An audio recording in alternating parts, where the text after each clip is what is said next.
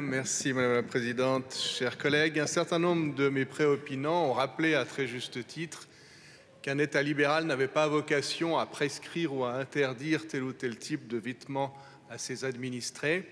Et je suis bien évidemment entièrement d'accord avec cela. Le droit de porter le vêtement de son choix relève de la liberté individuelle et est protégé par la Constitution.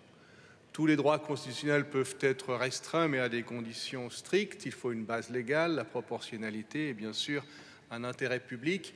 Et c'est à ce titre-là que la nudité intégrale est interdite dans notre pays. Vous pouvez écoper d'une peine pénale si vous êtes coupable d'exhibitionnisme, et les règlements communaux ou cantonaux des piscines vous interdisent de vous promener sans costume de bain en certains lieux, hormis bien sûr les vestiaires.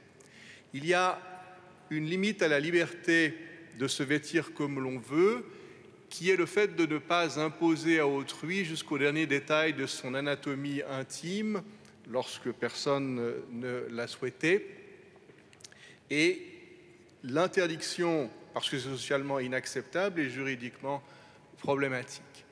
L'interdiction de ne rien montrer du tout de soi, c'est exactement la même chose en corollaire, c'est-à-dire qu'il est socialement inacceptable de ne rien montrer de son identité, et c'est évidemment également problématique en termes d'identification des personnes dans l'espace public pour les fonctions régaliennes de l'État.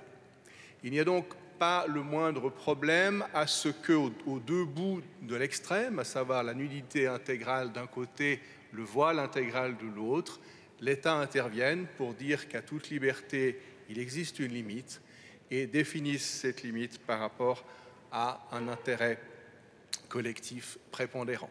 Raison pour laquelle cette initiative ne viole en rien le droit constitutionnel et que vous pourrez l'accepter et voter en sa faveur en toute tranquillité d'esprit et de conscience, ce dont je vous remercie par avance.